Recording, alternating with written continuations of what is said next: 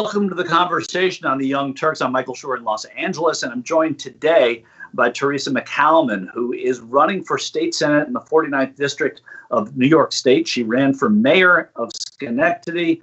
And Teresa, thank you so much for being with us today. And I'd love to know a little bit about you and what motivates you to run for office at a time where you're going to be challenging a Democrat for state senate. Well, my name is Teresa McCalman, and I am a mother of four and a new grandparent of one.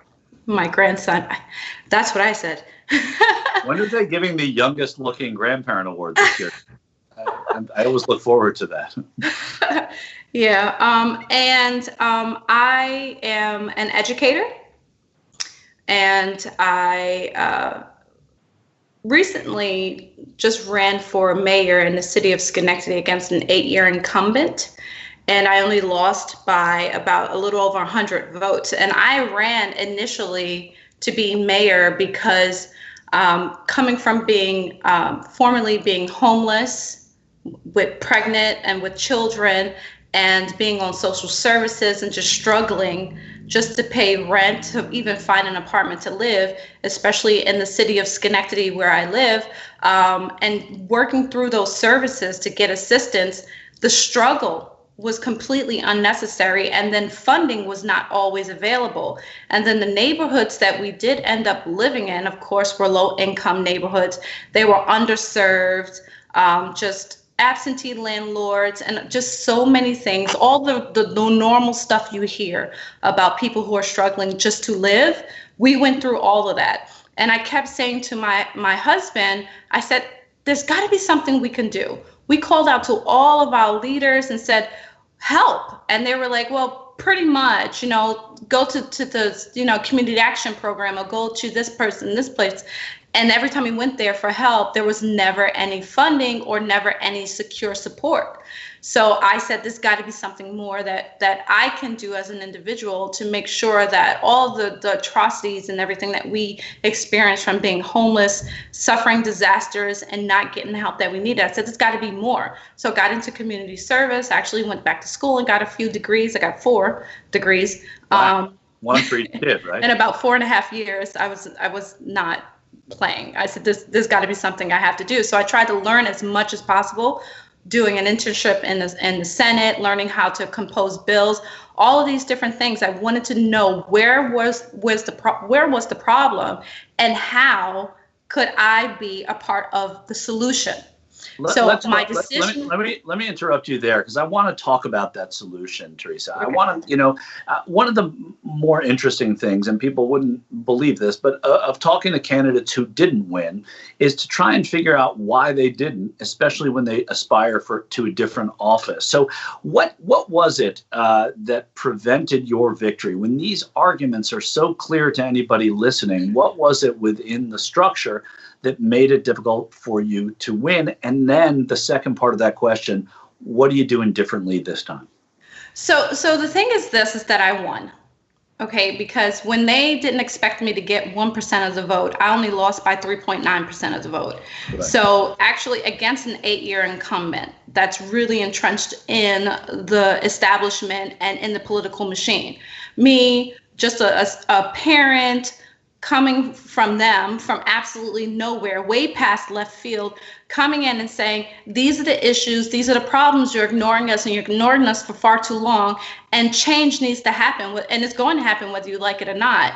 And putting that highlight on the issues, that spoke to the people, and they said, oh my gosh, finally. And then on top of that, we have a large Black and brown community here, and a community of immigrants. When they see someone like me who has struggled, the real struggle with them, and saying, I understand and I get it, and I see what the real issues are, not making a shiny new downtown that none of us can really afford to patronize.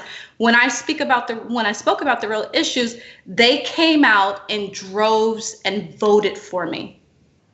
And then I said, great. And those are voters that you have presumably cultivated for this race as well.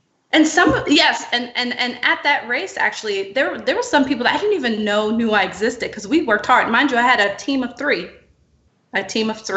Wow. And maybe 4 volunteers. in a city of 65,000 voters. And I only lost by a little over 100 votes for an 8-year incumbent. So that meant that my message was true, and they believed in me that I would be that representative for all of their concerns and needs. And I've never shied away from getting down and dirty. And if you've seen on my websites, you've seen that when we had abandoned properties that were city owned, and there were people who were complaining about this, I went myself with my children and a couple of friends, and we went and cleaned up the properties because that's what needed to be done. And they saw Teresa will do exactly what needs to be done. She is the person for us. And one of my representatives, an assembly member, came to me and said, Teresa, during my mayoral run, said, a lot of the things that you are asking for is correct. But unfortunately, the mayor is not the one who can actually fix this. This is a state funding issue. Right. And I said, okay, but I want to stay as close to the issue as possible. I don't want to be so far away. And he said, I promise you, this is where you need to be. I feel like you will be more effective in this position. So fast forward, I lose in the most glorious way. And he said, what do you think? What are you going to do? And I said, well, let me think about it for a minute. And I went to speak to my team of 3. I said, what should I do next? Because I can't stop. I have to keep going because I promised the people that I will be there for them. Right. And they said, well, do the Senate run because funding is an issue. And that's how we're going to address the disparities and what's being ignored in our communities. Having other legislators hear you, I mean, you're in an office of one as the mayor, but having other legislators hear you in Albany may be a better avenue to making those changes. Did you learn a little bit about balance? And when I asked that question, the power structure is what the power structure is, right? Yes. You're going to get to Albany should you win, and there is a power structure there. To get your message and to get the things done that you want to get done, do you have a plan to work with that structure, as you've seen some members of Congress who have gone there trying to break down the structure, but have realized that you get more done by actually trying to break it down, but working with them as well? Have you learned lessons about that? Well, and I know everyone's been paying attention to what's going on right now, right? Yeah. So the structure in itself has already been paused, taken down, knocked down, at a standstill. How we functioned before is not how we can go forward. We cannot keep letting political nonsense, and that was my curse word, political nonsense, keep dictating how we take care of ourselves. Right. Even during this pandemic, there was an issue with upstate lending ventilators to downstate and also bringing patients upstate. And there were politicians, including my opponent, Jim Tedisco, who were against it. Why? They're going to make us sick. We are already sick.